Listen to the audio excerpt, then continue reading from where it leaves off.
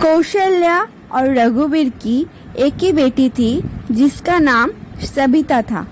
सबिता को बचपन में ही पोलियो मार गया, जिसकी वजह से सबिता एक पैरों से अपाहिज थी।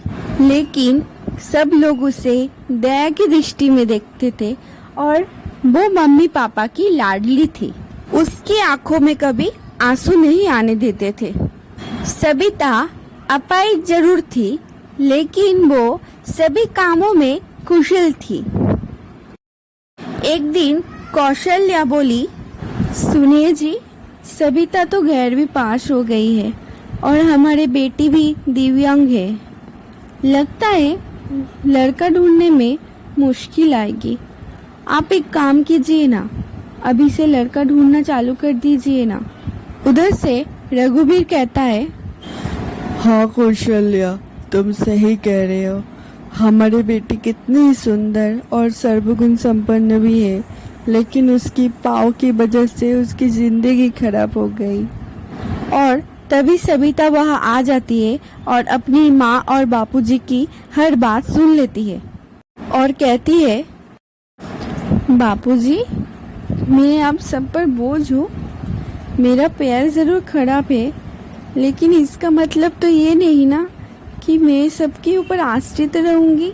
तो कैसे हुई बाबूजी मेरी जिंदगी खराब। तभी कौशल्या कहता है, मन छोटा मत कर बेटी, तू हमारे ऊपर बोझ नहीं है, तू तो हमारा आंखों का तारा है। तभी सबिता कहती है, माँ, मैं पढ़ाई के साथ साथ कुछ करना चाहती हूँ जिससे मैं खुद पर निर्भर रह सकती हूँ। सबिता की पढ़ाई पूरी हो गई और इधर रघुवीर सबिता के लिए रिश्ता ढूंढने लग गया। सबिता के लिए परेश नाम के लड़के का रिश्ता आया। परेश एक राशन फैक्ट्री में काम करता है। पिता मुकेश, माँ रोमा को लेके परेश एक दिन सबिता को देखने आए। सबिता को देख के मुकेश बोला, अरे बेटा, लड़की का तो पैर खराब है। और तभी परेश की माँ बोली, बेटा, तेरी जिंदगी का सवाल है, जो भी फैसला लेना है सोच समझ कर ही लेना। परेश बोलता है, देखिए सबिता जी, मैं जितना आपके बारे में सुनी हूँ तो मैं खुद को आपसे मिलने के लिए रोक ही नहीं पा रहा था, तो मैं आपसे शादी करना चाहती हूँ। क्या आप मुझसे शादी करने के लिए तैयार हैं? सबिता बोलती है, पर परेश जी, मैं तो एक अपाहिज लड़की हूँ और आप पूर्ण रूप से स्वस्थ हो। क्या आप मुझ जैसी अपाहिज लड़की से शादी करना चाहते हो? हाँ सबिता जी, मैं जीवन भर आपका सहारा बनने के लिए तैयार हूँ, अगर आपको ऐतराज ना हो तो। अगर आप तैयार हैं तो मैं खुश नसीब हूँ कि मुझे आप जैसा जीवन साथी मिलेगा। उसके बाद सबिता और परेश की धूमधाम से शादी हो जाती है। चारों ओर चर्चा शुरू हुआ, अरे भाभी सुनी हो, सबिता के कितने अच्छे घर के रिश्ता मिला है। हाँ हाँ, दिव्यांग है लड़की, फिर भी कितने अच्छे घर के रिश्ता मिल गया उसको, नसीब अच्छा है उसका। सबिता की सास रोमा बोलती है, अरे बहू, तू आज इतनी जल्दी उठ गई? तेरा आज पहला दिन है ना, आराम से उठती थी। नहीं माँ, मुझे सुबह सुबह उठने का आदत है। मैं आप सबके लिए नाश्ता बना दिया, चलिए आप सब लोग अभी नाश्ता कर लीजिए। रोमा हैरान रह गई कि एक पैर से अपाहिज होने के बावजूद भी सबके लिए नाश्ता कैसे बना लिया। ऐसे ही धीरे धीरे सबिता घर की सब जिम्मेदारी अपने ऊपर ले ली और सबिता से घर के सब लोग बहुत खुश थे।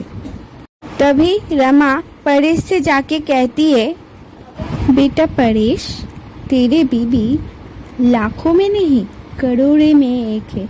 मैं तो सोचती थी कि अपाहिज लड़की से शादी करके कहीं मेरे बेटे का जिंदगी न खराब हो जाए।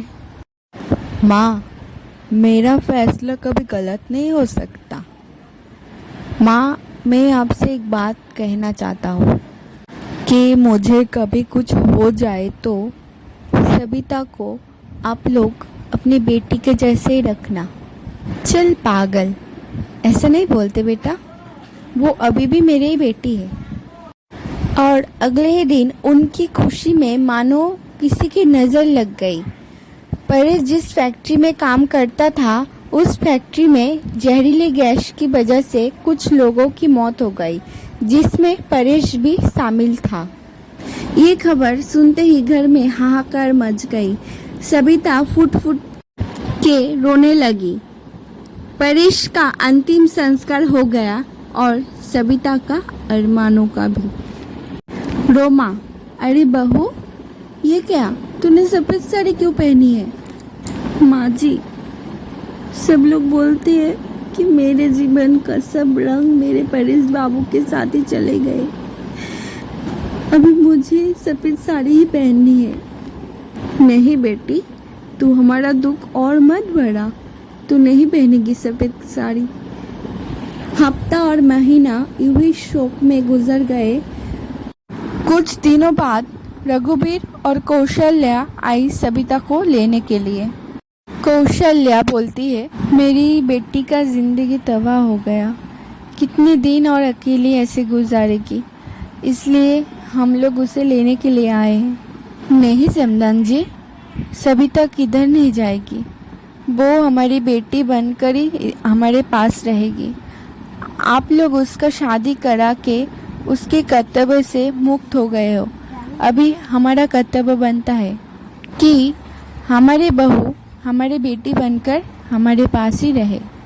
तभी कैलाश कहता है, हाँ समदन जी, अभी हमारा बहू नहीं, हमारी बेटी हमारे पास ही रहेगी और हम लोग उसका बाकी का पढ़ाई पूरा करवाएंगे। माँ, बापूजी, परेश इन दोनों के एक लौता लड़का था और परेश जाने के बाद मैं भी चली जाऊंगी तो ये कैसे दिखेगा। नहीं माँ, मैं इन दोनों के पास रुकूंगी और इनका सेवा करूंगी। उसके बाद सबिता की माँ बाबा वहाँ से चली जाती है। परेश की दोस्त गौरव कभी कभी परेश की पिताजी मुकेश जी के पास आया जाया करते थे काम के सिलसिले में। इसी बीच सबिता को गौरव पढ़ाई के लिए थोड़ा हेल्प किया करता था। गौरव एक बड़ा ही सुशील और शांत स्वभाव का एक लड़का था। चारों तरफ से औरत बातें बनाने लगे। ओ भाभी, देखिए ना, ये लड़की कितनी बेशर्म है, इसके पति मर गया फिर भी ये सफ़ेद साड़ी नहीं पहनती है, कितना कलरिंग साड़ी पहनती है ना। हाँ हाँ, पहले तो ये लड़का का आना जाना सही लगता था, अब तो इसका पति भी मर गया, अब तो बंद करना ही चाहिए। क्या मालूम इन दोनों के बीच क्या चल कर रहा है। और लड़की कितना साज धज के कॉलेज जाती है, देखे हो ना आप। हाँ हाँ। और इधर रोमा इतनी अच्छी बहू के लिए जब लोगों की ताना सुनती है तब वो तरफ उठती है और फुट फुट कर रोने लगती है। और सबिता कभी भी किसी बाहर वाले की बातों में कान नहीं देती थी। देखते देखते सबिता अपनी पढ़ाई पूरी कर ली और वो एक टीचर बन गई। रोमा कहती है, सुनिए जी, सबिता का तो पढ़ाई भी पूरी हो गई और वो अभी टीचर भी बन गई है, वो तो अभी उसके पैरों पे खड़ी हो गई है ना, तो हम लोग क्यों ना एक काम करते, उसकी शादी करवा देते। कब तक बेचारी अकेली रहेगी। हाँ भगवान, तुम तो ये सही कह रहे हो, उसकी शादी करवा लेनी चाहिए। कब तक बेचारी अकेली हमारे बीचों बीच रहेगी। उसकी भी कुछ ज़िंदगी है, उसकी भी कुछ ख्वाहिश है।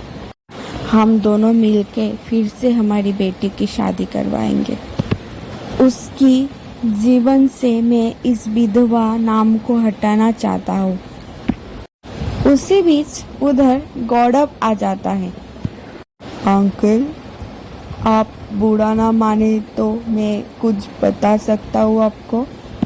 अंकल, अगर आप मुझे सबिता के काबिल समझते हैं तो मैं आपकी बहू से शादी करने के लिए तैयार हूँ।